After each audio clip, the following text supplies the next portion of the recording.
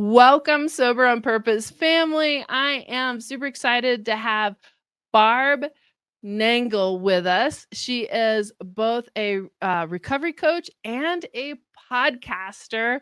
And we're going to talk around a lot of things today, but specifically around shame, boundaries. And she's got some great stories for us because she really focuses in her coaching on boundaries. So welcome, Barb. Thank you. So I'm a boundaries coach. You said Thank recovery you. coach. Most of the people that I work with are in recovery, but not all of them. And everything I learned in recovery. So I just want to get that out there. But thank you so much for inviting me. I am really excited to be here. I thought I would start by sharing how I got into recovery because that sort of tells people like what my life was like and how I've changed. So in 2015, at the age of 52, I hit a codependent bottom. And it happened as a result of I started volunteering at my church on a project that served homeless people. And very soon after, a homeless man named Dan started coming as a parishioner. And he and I became very friendly. And I felt like, oh, this is like from God. Like I got to meet a homeless person and befriend him so that when I'm serving homeless people, they're homeless people, not the homeless to me. So he Right. and I became very friendly. We actually got baptized together. We called each other baptism buddies. Nice. And we started hanging out. And then one day, I live in New Haven, Connecticut. And one day during a snowstorm, I invited him to stay at my home, which I now know is not normal to invite homeless people to stay in your home. And he did. And then another time, and then another time. And within a few weeks, he was practically living with me. And not long after, I felt trapped in my own home. He was an alcoholic, an addict. On reflection, I think he may have also been a narcissist and or had what do you call that? One of those personality disorders. I can't remember it at this moment. And so I was in my therapy session one day talking about Dan, and in mid-sentence, Tanya, I went, "Oh my God, do you think I need to go to Al-Anon?" And my therapist was like, yes. So I have no idea what I put into Google, but I was looking for Al-Anon and I came across the word codependent. And I was flabbergasted because I was introduced to the self-help genre at age 24. I started therapy at 15. So that was 37 years of therapy, not continuously, but close. I've done like workshops, workbooks, spiritual groups, physical fitness, health, retreats, like you name it. And I had never heard this word codependent. And I was flabbergasted by it. And I remember saying to my therapist, listen, I do not feel like I got hit in the head with a baseball with this news that I'm codependent. I feel like I got hit in the head with a planet. What Wow. else don't I know about myself? Like, how is it possible that I'm this deeply introspective, growth oriented woman who has never heard this word? And she said, Barb, I think for you, codependence is a unifying concept. It pulls together a whole bunch of things about yourself that you did know, but you didn't realize that they were related. And at first, I thought she was saying it to be nice to me. But as I got to understand codependence more, I realized that she was right. So I started going to Codependence Anonymous and very quickly felt a sense of relief. I think partly from knowing there's this thing that describes me that other people have. I'm not alone. It makes sense of a lot of things. There was a recovery program, people were recovering.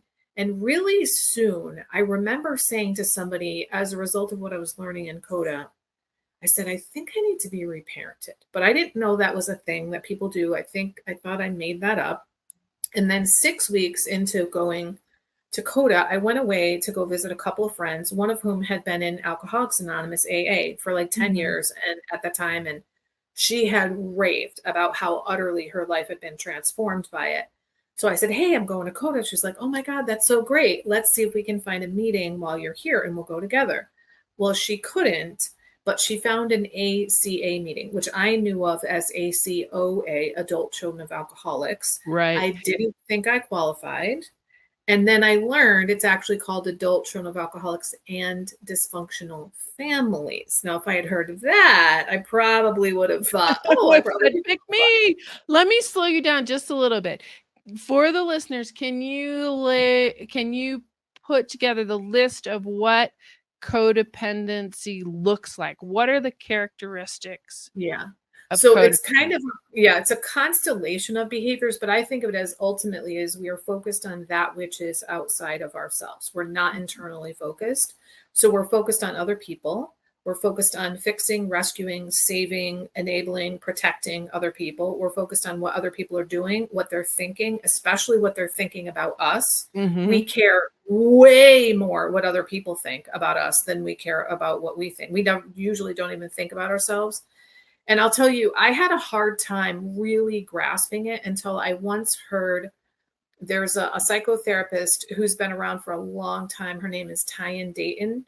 And she said, I've been around for a long time, and the research and theory around trauma has gone beyond that of codependence. And what we now know is that codependence is a result of trauma. And here's why. And this really, really, it was like understanding fell into place for me when I heard this. When we're traumatized, we are in fight or flight mode, which means we are in I call it the lizard brain.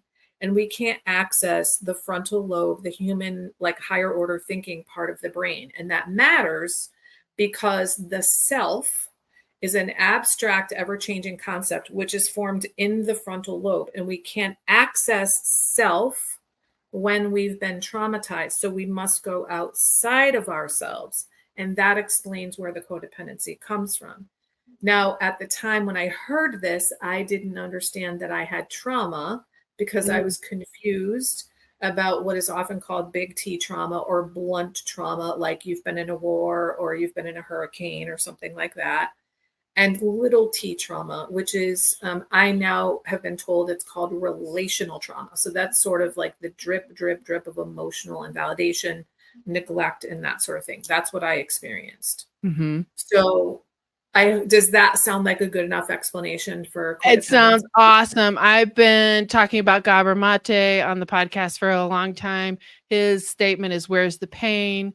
What was it? And his was, oddly enough, his mother, the Nazis rolled through Hungary when he was a tiny, tiny baby, and his mother was super depressed. So that attachment never got formed, not because she didn't want to, but because it just didn't happen. And so his addiction of choice was classical music, buying CDs and things that he didn't have, that he already had. And he kept buying them and kept buying them and kept buying them. Because, as you said, I love your explanation. If I can't find self, then I have to model self from what's outside. So that gives a whole nother breath to it. Now, codependence is becoming kind of a dirty word in the recovery area at this point, saying, I'm not a codependent, I have needs. But the explanation that you gave explains, yes, we can all have needs. And there's ranges of dependence, interdependence, and then independence. So it's such a fascinating field. I think it's becoming a not so pleasant word because we want to point fingers at other people rather than to decide what's important for us. So I stopped you from your story around CODA and families that are dysfunctional. So drop us back in there. Yeah, I want to say one more thing about codependence because I had a really hard time wrapping my mind around it. And when I first got into CODA, like Dan was still around. And I remember thinking about him one day, I cannot depend on him for anything. And then I was like, wait a minute. Yes, I can. I can depend on him to depend on me. And I'm like, oh, codependence. And that was another time where that clicked into place for me, that meaning of codependence. Okay, so fast forward to I'm in Cape Cod. I go with my friend to an ACA meeting, and I walk in and they say, we reparent ourselves. And I was like, what? I have found my people. And then they read the 14 traits of an adult child, which is affectionately called the laundry list. And I was like, oh my God. So my friend Heidi tells me I sobbed the whole meeting. I don't remember that. I bought the literature. I came home to New Haven, Connecticut. I started going to an ACA meeting. Several weeks later, a women's ACA meeting started. I'm still in that meeting. I'm one of the founding members. A few weeks after that, I started doing the 12 steps in ACA with 3 other women. At the time, we didn't have any sponsors around here. Meanwhile, I continued to go to Coda just once a week, but I switched meetings because the first one, the same person chaired the meeting for 18 years. And if that is not codependent, I don't know what is. And then I went to another meeting and it just didn't fit me. The way the ACA was like 100% fit. And that turned out to be a higher powered moment for me because the meeting I stopped going to in Coda was on Mondays. And during this time, I was I didn't know it, but I was hitting bottom with sugar. And one of the women in my ACA step group had started going to Overeaters Anonymous, had started sharing about her thinking and her behavior around food. And I was aghast, not at what she was doing, but that she was talking about it. And I was like, oh my God, that's me. Oh my God. Oh my God. So she basically invited me to go to an Overeaters Anonymous meeting. And the first thing I went to, I thought I was going to a weekly support meeting. It was a workshop, a 3-hour workshop with speakers. And I was like, oh my God, I'm a compulsive overeater. I didn't even know that was a thing. Never mind that I was it. They handed me a meeting list. And lo and behold, on Monday nights in downtown New Haven, there's an Overeaters Anonymous meeting. I still go to that meeting. I am now down over 100 pounds from my top weight. I have been abstinent in that program. That's equivalent to being sober in Alcoholics Anonymous. I've been abstinent for 8 years in April, and I've been at my goal weight for over 6 years. Fantastic. And yeah, so those 2 programs, ACA and OA, have drastically changed me. So I mentioned all the things that I tried to do before. And the way I think about them, Tanya, is all that self-help and work and retreats and therapy scratched the surface of the iceberg of my life. Recovery melted the iceberg for me. So for me, recovery is where it's at. This is why I started my podcast, which is called Fragmented to Whole: Life Lessons from 12-Step Recovery, because there is so much wisdom in 12-step recovery that is just not making its way out into the world. There were so many things about me that came out really quickly, definitely within the first 2 years of recovery, that never even were on the radar with all those therapists or all the other work I did. So all the thousands of dollars you spent. Thousands and years and tears and journaling and blah, you name the workbooks, you name it.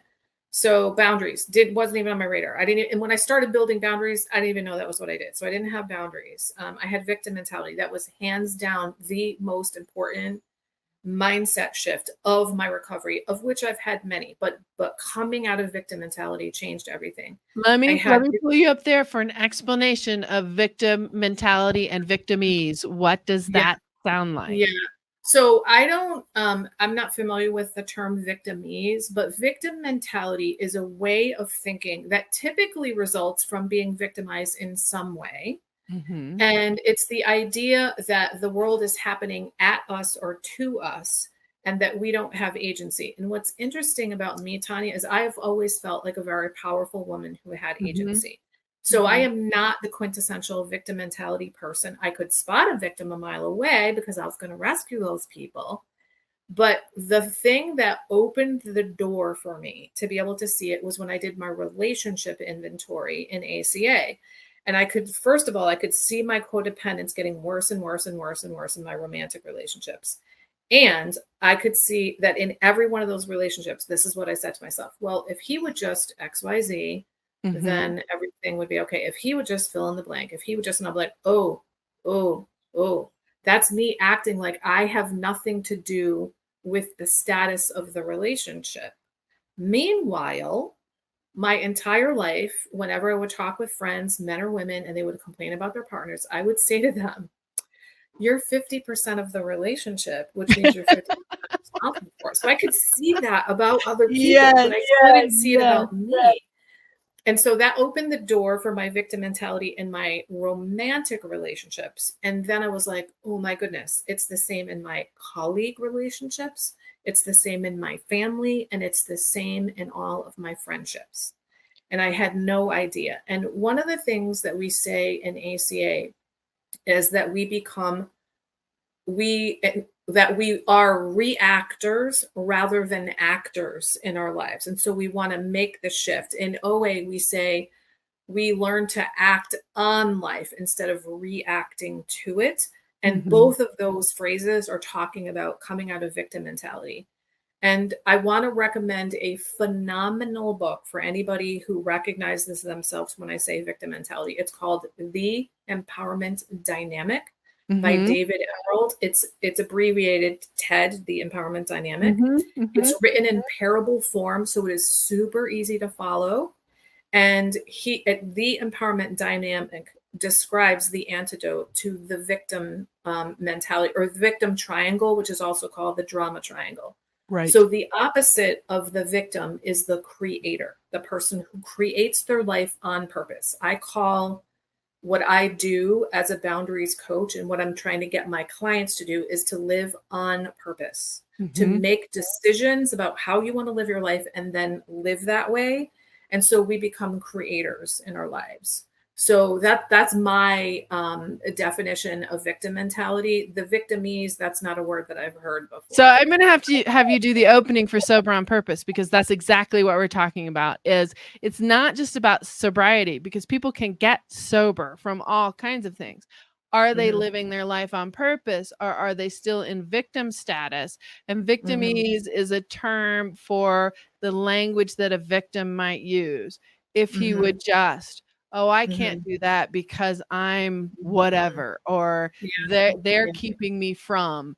It Yeah. is not taking, like you said, it's very interesting that I have always felt like someone who's outspoken and powerful. On the other hand, I can really find myself using victimese. Well, they're Hmm. just like that, and I can't do that because they're not available to do that with me, or those Hmm. types of things, Hmm. instead of creating my life, instead of taking Yeah. charge of the Yeah. choices. Yeah. I'd like to give you an example of that is just gives it illustrates the insidiousness of victim mentality, and it has to do with driving. Okay. So one of my major now I know it's a spiritual awakening. I called it like an epiphany at the time, but I can Mhm. look back now.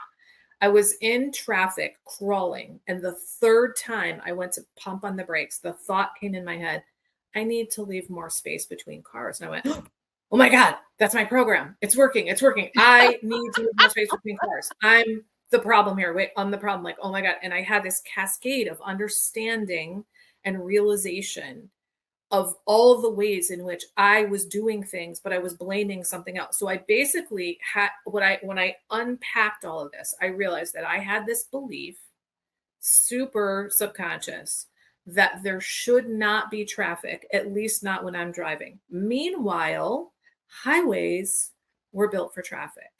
So I acted like traffic was happening to me and at me.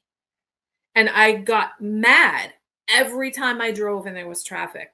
And I can tell you, Tanya, literally my driving changed immediately. The next time I got in the car, I was a completely different driver. I stopped speeding.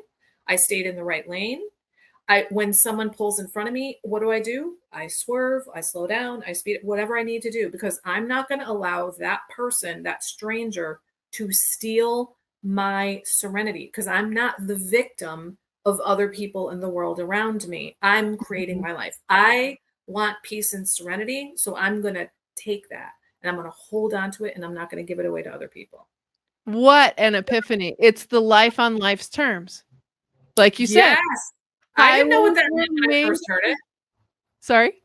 I didn't know what life on life's terms meant. I mean, I know the No. definitions of those words, but I didn't conceptually understand Right, what life on life's right. terms meant.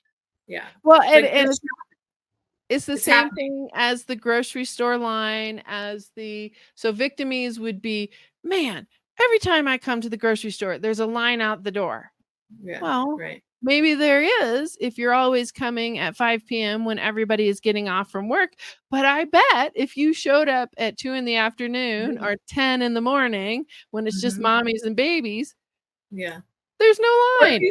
if you struck up a conversation with the person next to you in line and had an enjoyable time, then you wouldn't care if there was a line. I read the magazines. Yeah. Yeah.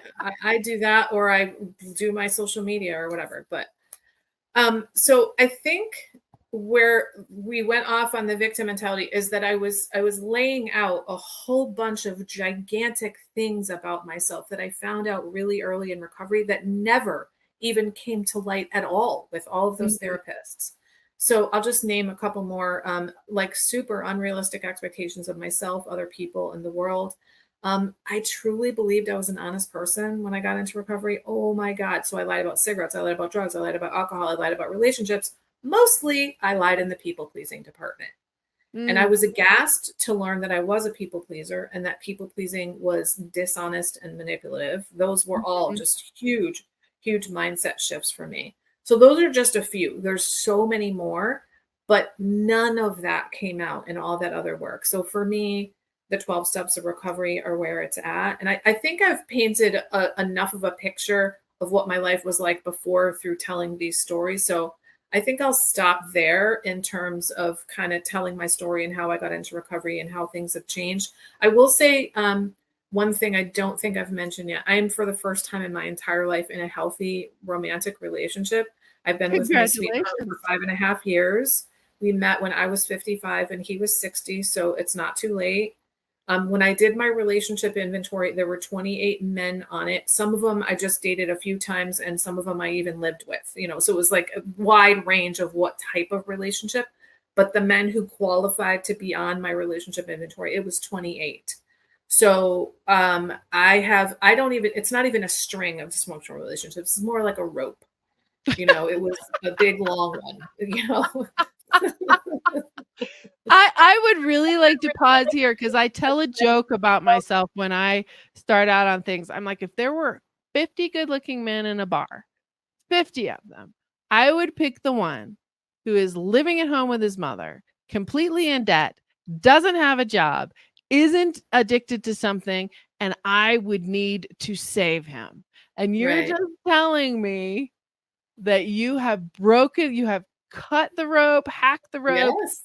and Yeah. created something different. What did that take? I'm a completely different person than I was. And I think, no, to be like, there's a lot of reasons I became a boundaries coach, but one of them is because boundaries were so powerful and so like they changed everything. Boundaries permeate every area of our lives, but I learned to trust myself from building boundaries. I learned to have self worth. I've always had high self esteem, but I realized in recovery I did not have self worth. And even though I liked myself, I did not love myself. Boundaries gave me all of those things. Mhm. When you have self worth, when you trust yourself and you love yourself, you are going to attract and be attracted to completely different people. Another thing that boundaries taught me was how to directly communicate with other people. I grew up in a family that engaged in indirect communication. So of course I didn't know how to directly communicate. So my sweetheart is also in recovery, and one of the things that attracted me the most about him was he had excellent boundaries. And I Mm. think it was our third date. So he has a chronic illness, and he waited to say anything until at the end of our third date. He said, um, "Please look this up, and it will tell you a lot about me because you seem interested in me." And I was like, okay, he just said, "You seem interested in me." And I said, "You're right. I am. You have me curious." Now, I've dated men where we were on a dating app to meet. So it's pretty clear why we're meeting, but I've never discussed I'm interested in you or you're interested in me with a man in dating ever. It Mhm. was just like, this is a thing. And then for me to be able to say, yes, you have me curious, I could say that because I said that to other people. And in that moment, I had this flash of understanding that I could tell there was a difference between being interested in someone and being attracted to them. Prior to recovery, those two things were fused. Mhm. If I was interested in you, that meant automatically I was attracted to you. And here's the Mhm. other thing. If you were attracted to me, there were a couple of extreme examples where that was not true, but basically if you like me, then I must like you. So I could see, I was like, oh, I don't yet know if I'm attracted to him, but he does have me curious. So I And then have the opposite. If I'm attracted to a man, then I think, "What addiction do you have?" What is it that I'm trying to heal? What is it I wanna be the superhero for? So, I think the opposite pace. So, it's really interesting to hear that. Then I have to go deep inside and go, "What is the string that's pulling Mhm. here?" Yeah, So, I interesting. am Yeah. super excited about all your healing. That's fantastic. Yeah, yeah, and I will say, like, the way that he handled his illness and telling me about it, and the way that he still continues to handle it is just a testament to his being his own person, and I'm my own person. Like, in the past, if I dated someone with a chronic illness, I would have been there trying to manage it and trying to manage his medication and his Mhm. appointments and all that. And I'm like, no, none of my business. You know, if he wants to tell me, I can ask him things, but I'm not. And so I used to ask things as a way to get you to do what I wanted you to do. Now I ask because I genuinely am interested, not because I'm trying to manipulate you into things. And it's like I had no idea this kind of love was possible. We are also what he heard this on the radio. He said, "Barb, I found out what we are. We're LATs, LATs, living apart together." Apparently, this is a movement among older people where we are committed life partners. We are Mhm. not getting married. We are not living together, and we are not combining our finances. And guess what? People fight about chores and finances. Yes. So we get to be sweethearts. Right? No, he was married for 10 years and then he was married for 25 years. And so he knows the difference between what we have and what he's had. I was in those 28 dysfunctional relationships. I know the difference between what I have now and what I had then. I don't want to mess it up. And also, I love my home and I don't want to live with him. And he loves his home and he doesn't want to live with me. And so and every once in a while, I think it's like cheating at having a relationship because it's not a real relationship because we're not married and we don't live in the same household. But what these are boundaries that he and I have in our relationship. Well, and you've made this as a choice together. It's not one of you Yes. going, "I really wish we could live together," and the other one going, "No, No. there's dysfunction right there." Right. Or somebody or the other way around of saying, "We need to stay separate. You're gonna stay separate if you wanna spend time with me." This is a Yes. conscious choice between the 2 of you, and if we Mhm. look historically, men were normally off at war, working somewhere, someplace we didn't live with them 24/7 like we do Yeah. right now. This is Yeah. not totally unusual in the history of the world as far as Right. that That's goes. an excellent point. I've never heard anybody say that, and it's so true. Yeah. Well, how I am super curious.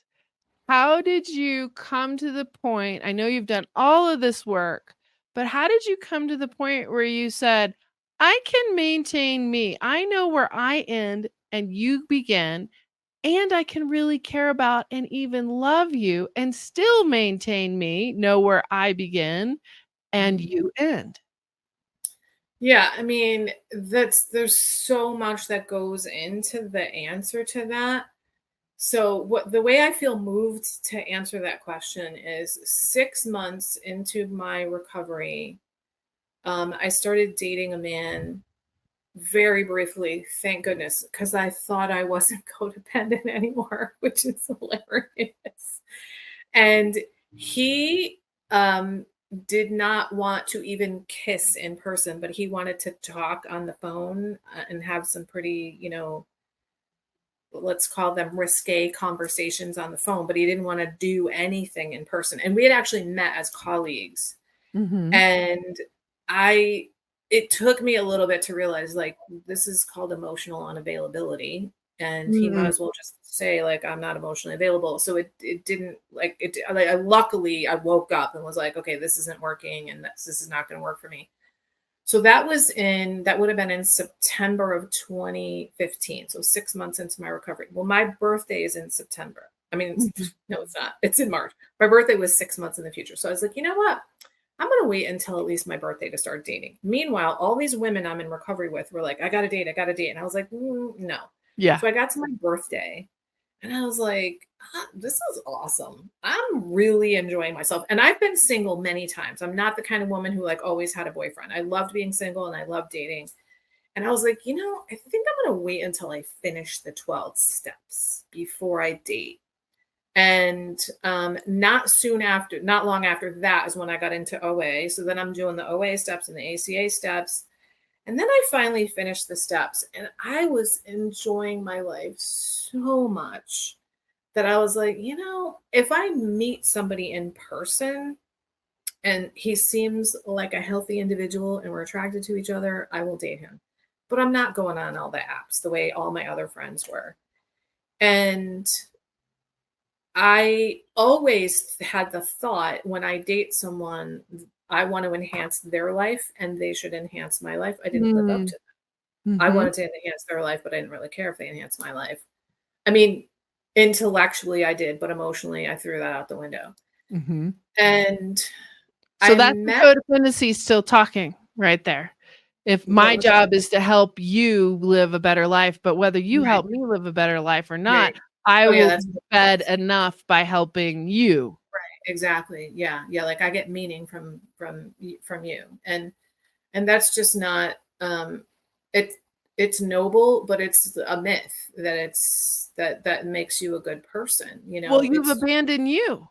You've yes, abandoned precisely. you. So you Right. really don't have a whole lot to offer because you're not there anymore. You have Right. walked away. Right. And so speaking of the word abandonment, that's like the legacy of adult children. And as I just said that, I realized we haven't even talked about shame at all. And I know that we're about at time. So sorry about that. But Okay. hopefully people are This getting has something. been a good rabbit hole. So Yeah. So um abandonment is the issue for adult children. And ironically, the thing we do is abandon ourselves.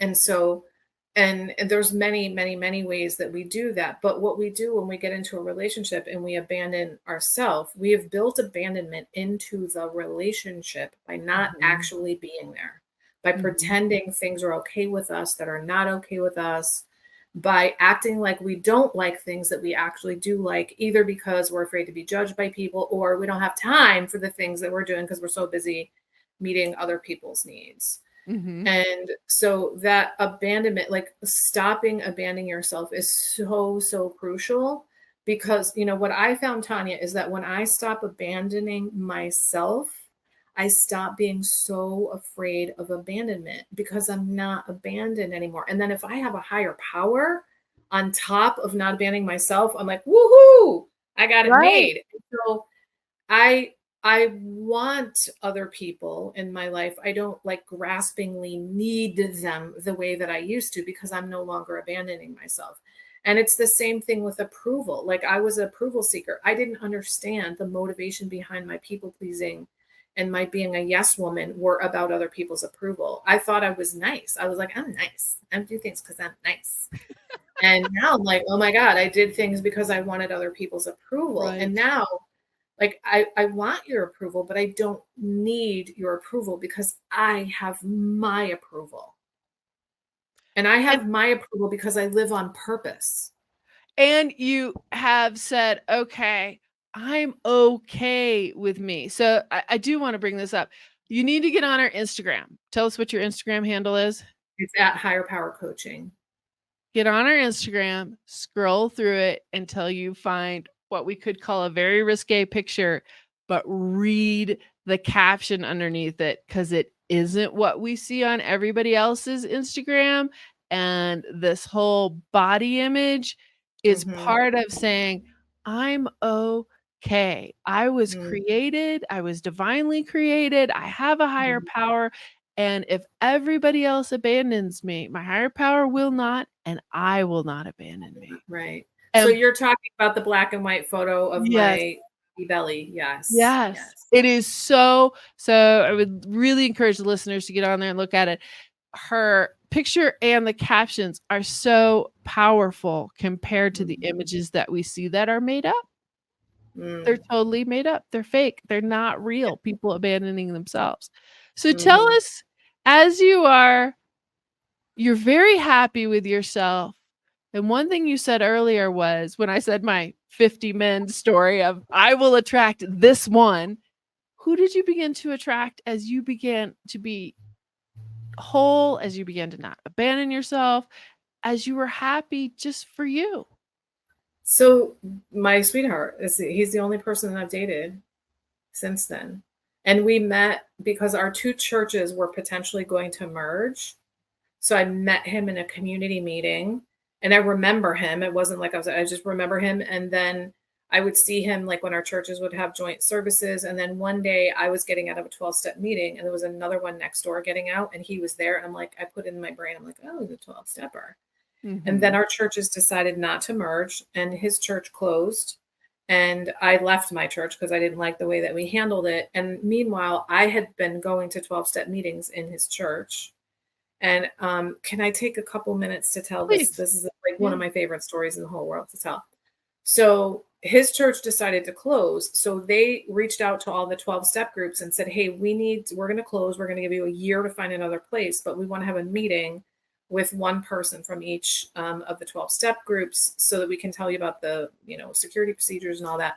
So I went as the rep for my group, and Chuck was in the meeting. And then this guy, David, he and I had co-facilitated a youth group for the two churches and the interim minister. And I said to them, listen, before we say anything, I don't think you have any idea of the amount of healing that has happened in this building. Like, my story is one of utter transformation. Multiply that times all the people in my meeting, times all the years of the meeting, times all the other fellowships in this meeting. So I'm crying. The minister's crying. I later found out Chuck cried. And so after that meeting, I run into someone else from Chuck's church, and I say, oh my God, what an incredible gesture that your church not only offered us an entire year to find another place to meet, but they asked to have these meetings with a leader from each one of the 12-step groups. And he says, Chuck is largely responsible for keeping the 12-step groups in the forefronts of the mind of the congregation and making the decision to give it a year. In my mind, I'm like, oh, of course, because he's a 12-stepper. So put a pin in that. I go on a year later, I go on a 6-week solo road trip in a camper van out west. And wonderful. I'm in Sedona, Arizona. Beautiful. And I go to a 12-step meeting. And before I get there early, and there is a labyrinth on the grounds. And I was taught that walking a labyrinth is a spiritual practice. And what you do is, before you walk in, you ask a question and God will answer it. And I was at the tail end of my trip. I wasn't ready to go home. I was kind of distraught. I was like, I don't even know what to ask for. So I was like, all right, God, what would you have me be or do? And I walk the labyrinth, and Chuck pops into my head. Now, I have been keeping a gratitude journal since July of 2000. So gratitude is my thing. So I'm like, oh, this must mean that I'm supposed to reach out to Chuck and express my gratitude to him for keeping the 12-step groups in the forefronts of the minds of the congregation, blah, blah, blah, blah, blah. But I don't know his last name. I don't have his contact info. So I reach out to David, the guy that was in the meeting, and I said, hey, can you pass on this message of gratitude to Chuck? And he says, of course, but here's his phone number in case you want to reach out. And I literally got like a spark when he gave me the phone number. Wow. No feeling before that. And I ended up in this text exchange with him, at the end of which I was like, I think I want to date this man. And on Monday, when I got home to New Haven, he had said, I want to hear about your road trip. And we met to have coffee to tell him about the road trip. And that was our first date. That was October 8th, 2018. And so we have been dating ever since then. That's fantastic. But listen to how much you were taking care of you. You did a 6-month road trip on your own. 6-week road trip on your own, taking care of yourself, nurturing yourself, doing the things that you needed to do, coming back into yourself. That's one of my biggest things when I work with clients is, where are you? Yes. Are you over here renting out all of your mental space on this person or the kids or the parents or whoever? Or do you have any space for you? Because we talk about all this self-care. Well, self-care isn't nails and pedicure. Self-care is actually having space between the ears for you. So you took this 6 weeks and said, I'm going to have space for me. What's important to me? Barb, this is such a journey, and we need to at some point come back and talk about shame. But you're bringing out, when you said codependency was a unifying concept for you, We need to come back and talk about specifically those unifying pieces, because I think there are a Mhm. lot of people who are watching who are like, "Yeah, I've done every piece of therapy. I've done every workbook, and somehow I'm a Christian, or I have a strong belief in a higher power, and I still feel broken." Yeah. And that shift is one that we need to come and talk about. So we'll just Right. leave a cliffhanger right there. As you said, put a Okay. pin in it. Yeah. Tell folks where they can find you, what your services are, and, we'll put all that down below so they can reach out Okay. to you too. Of course. So my favorite place to hang out on social media is Instagram. I'm at Higher Power Coaching, though I'm becoming more liking LinkedIn more and more. And there I'm at Barb Nangle. And I am a boundaries coach, as we've mentioned, and I'm also a professional speaker. So I have a 12-week private coaching program. So I've taken all the things I learned in my like 2 to 3 year meandering path about boundaries and learned how to accelerate the boundary building process for my clients in a matter of weeks. I also offer an 8-week coaching program for women. It's not open right now, but it's called Your Empowered Life. And the curriculum is essentially the same as the private coaching program. I do have a twice monthly coaching group for women called the Guilt Free Guild. We meet actually tonight, so first and third Wednesdays at 8 p.m. Eastern or 5 p.m. Pacific time. Right now, I don't know when this podcast is coming out, but I have for a limited time something called a self love sprint. So if you are someone who has had a really hard time believing that you're worthy of taking care of yourself, of really even understanding who you are, this self-love sprint is for you, but I'm only offering a handful of those, and then the offer is going to go away. And then, of Mhm. course, there's my podcast, which you can go to fragmentedtowhole.com, or if you're listening on a podcast app, you can just hop on over there Yes. and download that. Absolutely. Barb, thank you so much for your time. It has been such a pleasure. Oh, this Really has been appreciate you lovely. being here. Thank you. Oh, I appreciate you. Thank you.